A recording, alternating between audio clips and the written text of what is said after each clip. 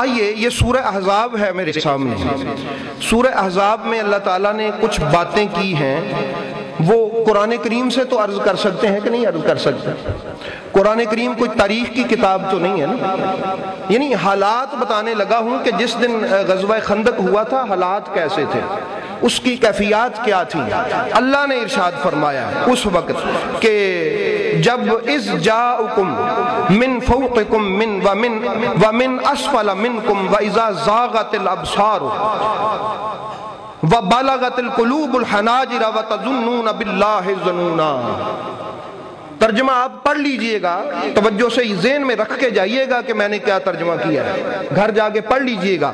فرمایا تمہیں یاد ہے کہ جب اوپر سے نیچے سے ہر طرف سے کفار نے تمہارے اوپر حملہ کر دیا تھا، وہ 12,000 لوگ تھے، سارے عرب کے قبیلے متحد ہو کے آئے تھے خندق پہ، اور ان کا ٹارگٹ تھا آج محمد کو بھی ختم کریں گے، آج مسلمانوں کو بھی ختم کریں گے، اسلام کا نام نشان مٹا دیں گے. فرمایا تمہیں پتا ہے کہ جب ہر طرف سے تم تو تھے 3,000 اور وہ تھے 12-13,000 اور متحد ہو کے آئے تھے، اور ان کا اس بات پہ اتفاق تھا نہ آج محمد کو زندہ رہنے دیں گے نہ ان کے کسی غلام کو، اسلام کو صفحہ ہستی سے مٹا کے آئیں گے.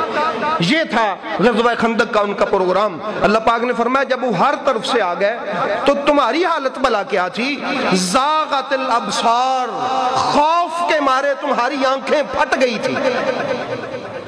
اے مسلمانوں، خوف کے مارے تمہاری آنکھیں پھٹی کی پھٹی رہ گئی. وَبَلَغَتِ الْقُلُوبُ قُلُوبُ الْحَنَاجِرِ، اور تمہارے دل یہاں نہیں تھے، یہاں دھڑک رہے تھے، یہاں تہاڈے دل ہی اپنا تھان چھڈ گئے تھے.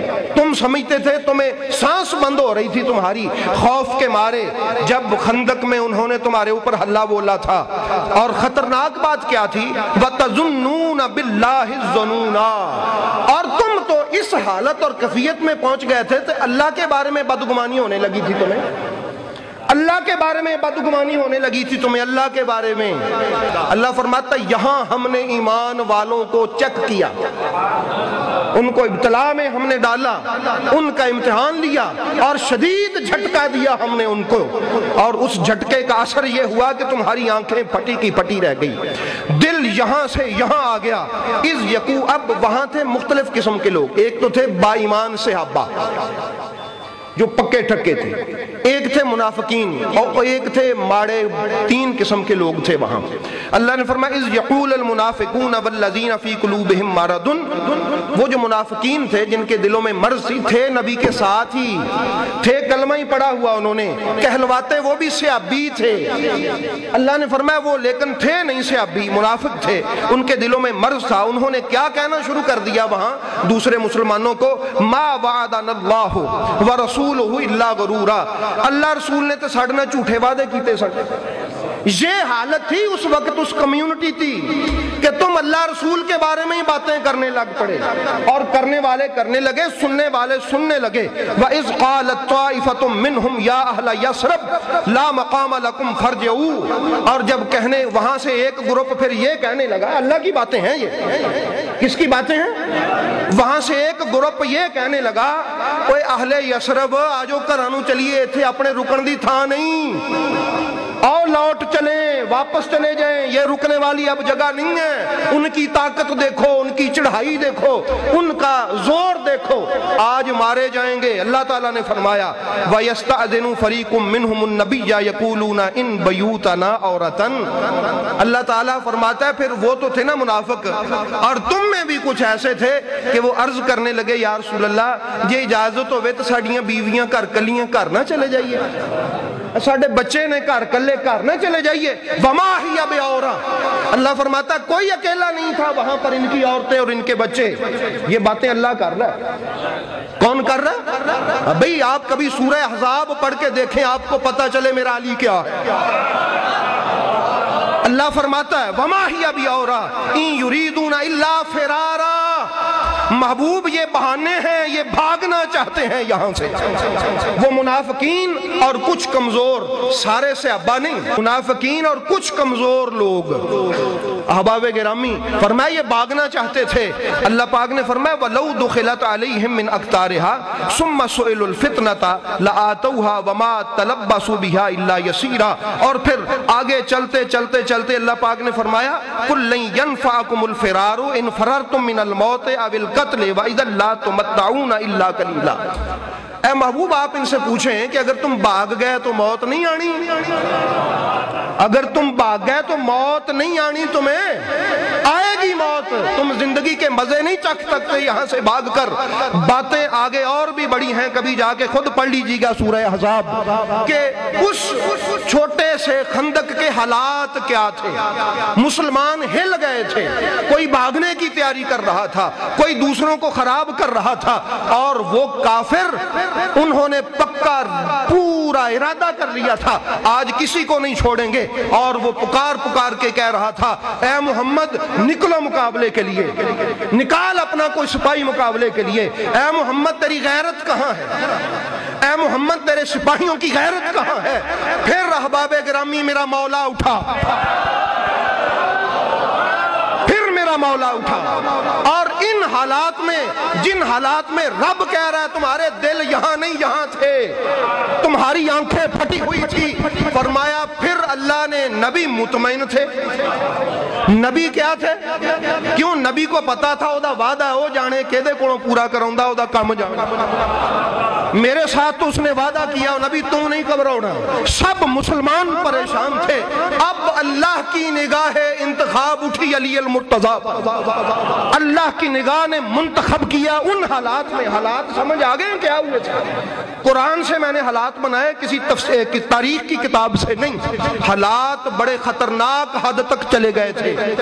پھر اللہ نے فرمایا علی تو اٹھ، پھر مولا علی اٹھے، مولا علی اٹھے، اور مولا کائنات نے اس کو قتل کیا۔ اس کو کیا کیا؟ قتل کیا۔ اب آپ ذرا اندازہ لگائیں اگر علی نہ ہوتے، فرشتوں کو بھیجتا تو وہ الگ بات تھی، کوئی اور ہوتا تو حالت کیا ہوتی؟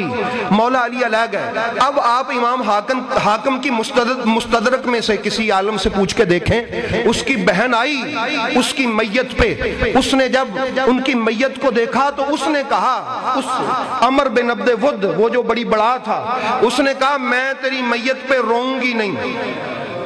پڑھ کے دیکھیں، نہیں روؤں گی۔ اس نے کہا کیوں؟ کہا تیرا قاتل کوئی بڑا کریم گھرانے کا لگتا ہے مجھے، عجیب قاتل ہے، تیری تلوار سب سے مہنگی، تیرا بھالا سب سے مہنگا، تیری زرہ عرب میں سب سے مہنگی۔ کیسا بے نیاز قاتل تھا کہ تلوار بھی پڑی ہوئی ہے، تیری زرہ بھی چھوڑ گیا، تیرا خنجر بھی چھوڑ گیا، اسے جیسے کسی چیز کی حاجت ہی نہیں ہے۔ اب مجھے سمجھ نہیں آتی کہ میں اپنے بھائی کا بین کروں یا اس کے قاتل کی تعریف کروں۔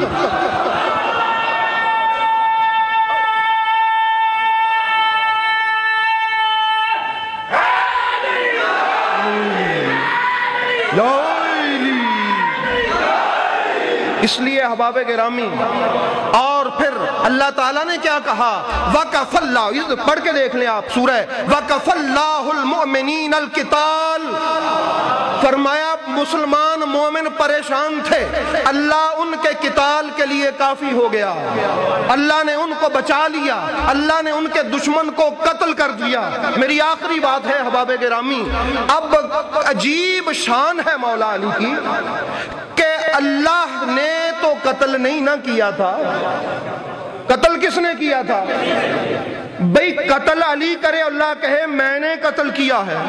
یہ عجیب باپ بیٹا ہے، عجیب باپ بیٹا ہے۔ حضرت نبی پاک یتیم ہوئے، حضرت ابو طالب نے ان کی پرورش کی تو اللہ بول اٹھا الم یجد کا یتیمن فآوا، اے نبی تو یتیم تھا، تجھے میں نے پالا۔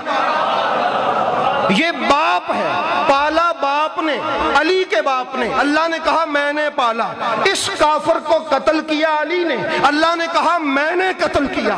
اس لیے احباب گرامی علی پاک ایک ایسی ذات ہیں کہ رب ان کی شان قرآن میں ارشاد فرماتا ہے، اور اس لیے میرے محبوب نے کہا تھا کہ علی منافق تجھ سے محبت نہیں کر سکتا، मुनाफिक तुझसे मोहब्बत है, मोमिन तुझे छोड़ नहीं सकता। अम्मा जी ने कहा था कि अली अली करना इबादत है, ये नबी पाक के अल्फाज हैं, उम्मुल मोमिनीन का फरमान है। अब इबादत ज्यादा करें तो क्या हर्ज है? सरकार ने फरमाया ज़य्यनू मजालिसकुम बिज़िक्र अलीजन, अगर ये हदीस ना हो तो फिर तो मेरी गर्दन उतार दी जाए। आपने फरमाया जब भी महफिल करो तो उसको सजाओ अली के जिक्र से। आज हमें रोका जाता है तुम ये ना करो। अहबाब गिरामी अब नबी की माने या खुश्क मुल्ला की माने?